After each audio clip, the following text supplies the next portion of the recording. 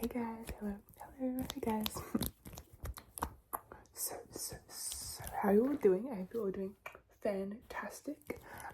Today I'm actually doing a collab with Come to Rest ASMR. I'm so excited about this. He is such a talented ASMR artist, and I'm so honored that he wanted to collab with me and calls me his friend. So yeah, anyway. Today we're talking about consciousness, and then after that we're going to be doing a little bit of a musical performance because we both play instruments, and he actually has a band called Philosophy of Music, and he wrote a song called Blue Skies, and we're playing that today.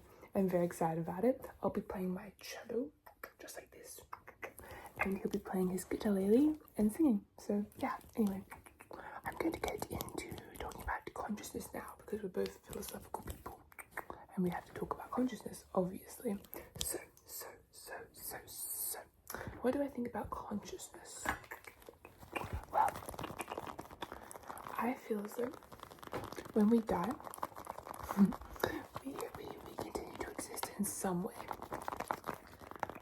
Maybe we're made up of energy, and when we die, our energy gets transferred, like teleported into something else, somewhere else. I don't know where though. And obviously no one does. No one can really know. But I like to think that we keep on going. And I don't understand the idea that we become nothing. I think it was Bo Burnham maybe who said that, who talked about how the human sort of need to like continue living, or the human like belief that they keep on living, or like we keep on living. I said they just as if I was like an alien or something. That we keep on living after death. That belief is sort of stemmed in, or like rooted in like narcissism, like the idea that our egos, like our souls, like how could we possibly not exist, you know? But I don't think that's true. I feel like it's kind of a pessimistic view in life, which honestly totally get, but I feel like we just love the people around us so much that we don't want to depart from them, and that we feel like we have to continue being around them in some other way. You know, when we're all different forms, different beings, we still get to be together. Or the fact that we just love our life so much on this planet that we can't imagine not having it anymore, and that we just love the world so much. I don't know, I feel like that's just a bit more of an optimistic spin on things. But yeah, there's an episode of True Detectives with Matthew McConaughey where he says that he feels like humans became too conscious, like consciousness was a mistake, like we weren't meant to have this level of power. But yeah, I feel like sometimes I feel that way too, because when he said that I was like, oh my gosh, that is so true. Because I feel like how do we have this much knowledge? Like, what do you mean we just are able to think and like have free will? But do we have free will? I don't know. See, everything's like a question that we have to ask. I don't know, like it's so interesting. But yeah, I don't understand how we've come to develop this far as people, that our consciousness has evolved so much into allowing us to do so many things. And like, we invented Bluetooth. How did we do that? You know what I mean? But yeah. And meditation is also a really interesting concept, because it allows us to connect with not only our deeper selves, but some people feel as though it connects with you with like the outside void, you know, of energy and sort of space. And I don't know what I think. I feel like I like to think that it connects you to the energy outside and all those things, but if it doesn't, I think I'm okay with that too, because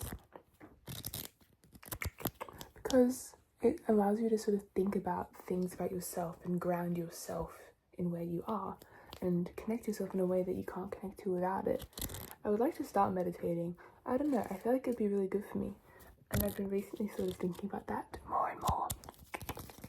Because, you know, you start noticing your body and kind of a lot of presence with yourself, like how heavy your arm is, and where your nose is, how your nose feels, what you smell, what you taste, that sort of thing. I find that really interesting. Anyway, enough rambling about consciousness. I hope you followed up with my spiel.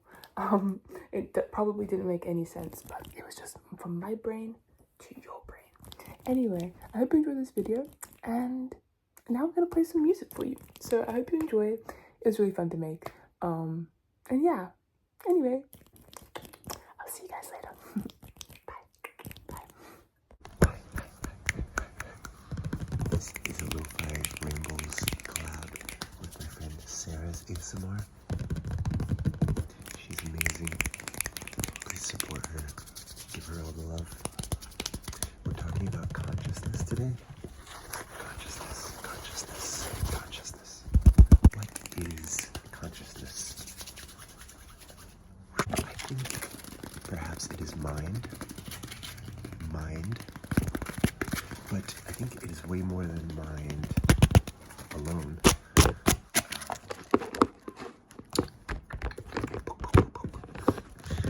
I think mind is a layer we find within consciousness, perhaps. For instance, you are aware of your thoughts. You see the beginning and end of your thoughts. You're aware of your body, where it begins, where it ends. And your awareness, perhaps, is your consciousness, the you behind the you that is seemingly unaffected and indestructible. When it comes to your circumstances, you're simply able to observe your circumstances, your circumstances.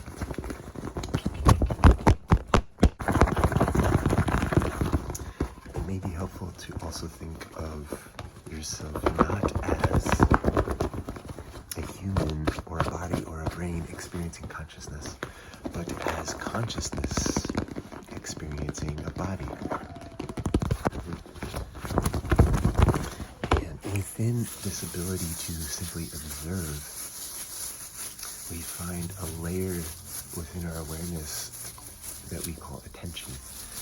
This layer is quite magical. Think of it as a beam of light. A beam of light. So your magical beam of light, of attention, gives energy to what it focuses on. And it grows whatever it focuses on. It's so phenomenal.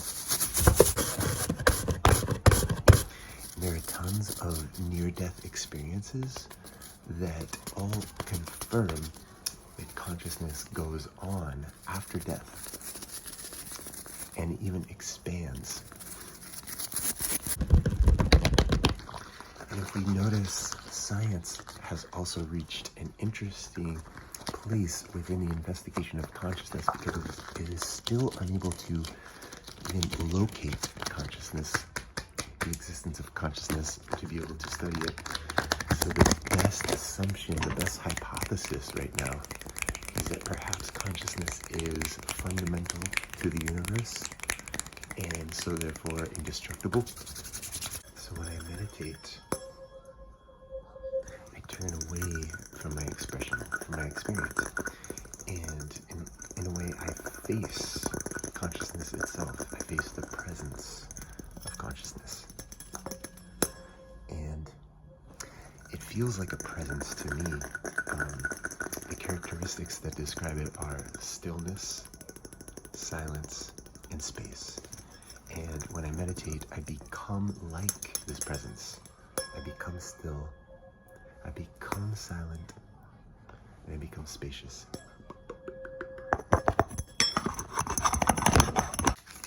Which brings me to the analogy of the still lake.